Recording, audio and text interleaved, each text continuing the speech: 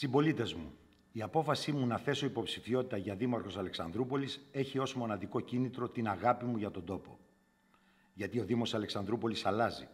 Τις αλλαγές όμως τις κάνουν οι άνθρωποι και όχι τα κούφια λόγια και υποσχέσεις. Τα επόμενα 20 χρόνια η πόλη μας θα αποτελέσει το κέντρο μεγάλων επενδυτικών πρωτοβουλειών. Στο τιμόνι του Δήμου μας πρέπει να προκληθεί αυτός που ήταν και είναι στην πρώτη γραμμή, στο πεδίο, στα δύσκολα και πάντα δίπλα στους πολίτες.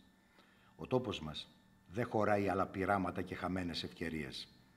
Τα χρόνια που πέρασαν ήταν δύσκολα, όμως οι προοπτικές που ανοίγονται για την Αλεξανδρούπολη, τις Σφαίρες και την Ταριανούπολη είναι μεγάλες. Είμαστε οι μόνοι εγγυητές της αλλαγής που έχει ανάγκη ο τόπος μας. Το επιβεβαιώνουν τα έργα μας ύψους 123 εκατομμυρίων ευρώ. Είμαστε καθαροί και ειλικρινείς. Διαθέτουμε γνώση, εμπειρία, σχέδιο, πρόγραμμα και όραμα για το Δήμο Αλεξανδρούπολης του 2040. Σε αυτές τις κρίσιμες εκλογές δεν υπάρχουν συμβιβασμοί και διλήμματα. Έχουμε αποδείξει ότι ενέργο μπορούμε να πετύχουμε και να είστε σίγουροι ότι μαζί θα τα καταφέρουμε.